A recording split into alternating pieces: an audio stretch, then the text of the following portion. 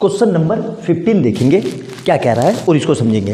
ये क्वेश्चन आपको बहुत आसान लग रहा होगा, लेकिन इसमें फाइनल आप गलती क्या करोगे वो मैं बताता हूँ। ध्यान से देखना, वीडियो को स्किप मत करना, वरना गलती ये आपको जिंदगी भर नहीं पता चलेगी। गारंटेड मैं बता रहा हूँ। आप कर क्या जाओगे, आपको लगेगा सही है, लेकिन एग्जाम में गलत हो जाएगा, एग्जामिनर काट देगा। क्या कह रहा है, find the quadratic polynomial the sum and product of whose zeroes are. मतलब सम क्या है, जीरो है, और प्रोडक्ट क्या है, -3/5। मतलब हमें क्या दिया हुआ है, alpha plus beta equal to 0 और अल्फा बीटा दिया हुआ है कितना, -3/5।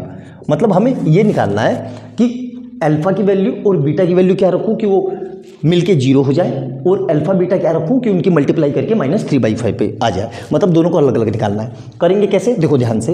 एज यूजुअल जो हमारा फार्मूला है उसको फिट करते हैं। क्या है, x² minus sum of zeros into x plus product of zeros.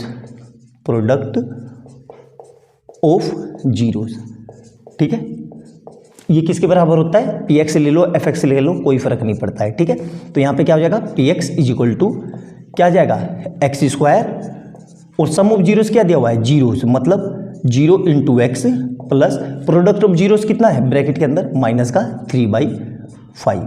तो यहाँ से सोल्व करेंगे तो क्या जाएगा, अब ये px को 0 रख दो, तो 0 इक्वल टू x² और ये 0 मल्टीप्लाई एनीथिंग 0 और प्लस माइनस मतलब -3/5।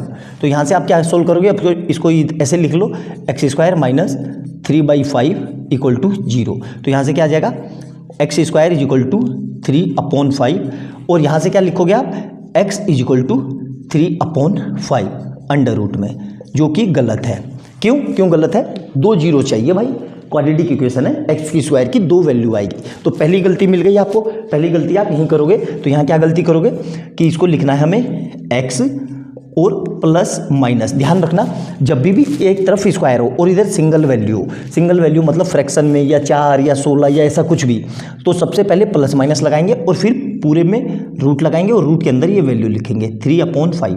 तो 2 वैल्यू मिल गई मेरी, x is equal to root के अंदर 3/5 और x is equal to root के अंदर माइनस का 3/5। मतलब ये क्या हो गया मेरा, अब मैं यहाँ पे पूरा लिख देता हूँ। ये हो गया मेरा अल्फा और ये हो गया बीटा। ठीक है, अब ये अल्फा और बीटा मिल गए मुझे। ठीक है, अब मुझे इंडिविजुअली इनको बताना है। ठीक है, अब देखो, आप इसी के आगे इसको छोड़ दोगे, जो कि बिल्कुल गलत है। ये इसका आंसर नहीं है, मैं बता रहा हूँ क्यों।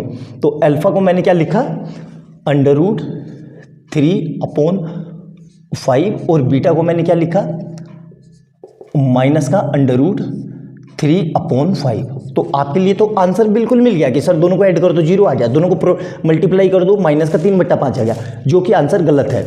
क्लास 9th में हमने पढ़ा था रेशनलाइजेशन, और उसमें हमने पढ़ा था कि रूट में कभी भी आंसर नहीं होता। तो करेंगे कैसे, देखो, तो मैं अल्फा को ये लिख सकता हूँ, अल्फा इक्वल टू √3/5। यहाँ तक समझ में आ गया। अब क्या करेंगे, इससे यहाँ से अल्फा इक्वल टू √3 ऐसे ही रहा और ये √5 भी ऐसे ही रहा। हम क्या करेंगे, ध्यान से देखना, हमें आंसर कभी भी अपोन में रूट में नहीं लिखना है। तो √5 से मल्टीप्लाई और √5 से डिवाइड, इसको बोलते हैं रेशनलाइजेशन। याद होगा आपको कि नहीं होगा, ये एग्जामिनर ने क्वेश्चन इसलिए दिया कि आपको रेशनलाइजेशन की नॉलेज है कि नहीं। तो यहाँ से कितना आ जाएगा, अल्फा इक्वल टू √3 और √5 मिलके √15। ठीक है, रूट में रूट की मल्टीप्लाई हो जाती है, और √5 और √5 मिलके पूरा 5। तो ये इसका फाइनल अल्फा की वैल्यू है। जो आप निकाल रहे थे वो गलत है, ये आएगी। उसी तरीके से बीटा को करेंगे, तो बीटा इक्वल टू क्या आएगा, माइनस का √3/5, और इसको करेंगे तो इसको करने के लिए क्या करेंगे, देखो सेम वही चीज़, √5 से मल्टीप्लाई और √5 से डिवाइड। तो यहाँ से क्या आंसर आ जाएगा मेरा, ध्यान से देखो, बीटा इक्वल टू कितना आ जाएगा, माइनस का √15 और नीचे कितना आ जाएगा, √5 मिलके पूरा 5। ये मेरी बीटा की वैल्यू है, ये मेरे अल्फा और बीटा है, फाइनल आंसर। आया समझ में? तो अब आपको समझ में आ गया होगा कि ये क्वेश्चन मैंने आपको क्यों पिकअप किया और कहाँ आप गलती करते। बहुत ही शानदार, बहुत दमदार क्वेश्चन है। मैक्सिमम बच्चे इसको यहाँ पे करके छोड़ के आ जाएंगे और अपने आप से सोचेंगे कि आंसर मेरा सही है। जो बच्चा इंटेलिजेंट होगा, जो जिसके कंसेप्ट पक्का मजबूत होंगे, उसको पता है कि रूट में कभी भी हम आंसर नहीं छोड़ते हैं। हमने क्लास 9th में पढ़ा था, इसलिए ये क्वेश्चन इंपॉर्टेंट है। तो अच्छे से नोट डाउन करना, एक एक बात समझना। एग्जाम में मैं बार बार रिपीट कर रहा हूँ, ये चीज़ें एकदम से स्ट्राइक नहीं करती है, इतना प्रेशर रहता है कि दिमाग में आता ही नहीं है। हम अपना जो आ गया करके खुश हो जाते हैं। आपका एग्जाम एक ही बार आपको मौका मिलेगा, एक ही बार में अपना बेस्ट देना है कि 365 या 365 डेज में आपने कितना सीखा, उसको 1-3 घंटे के एग्जाम में अपना आपको प्रूफ करना है। दूसरा मौका नहीं मिलेगा। तो अच्छे से समझना, जितने कंसेप्ट मैंने बताया उसको नोट डाउन करना, बिल्कुल एक एक पॉइंट समझ के। वीडियो अच्छी लगे तो लाइक एंड सब्सक्राइब कर लेना और ज़्यादा से ज़्यादा शेयर कर लेना, ताकि जैसे मैं कोई नई वीडियो डालूँ उसका नोटिफिकेशन आपको तुरंत मिल जाए। मिलते हैं अगली वीडियो में बहुत प्यारे क्वेश्चन के साथ। तब तक के लिए बाय बाय दोस्तों।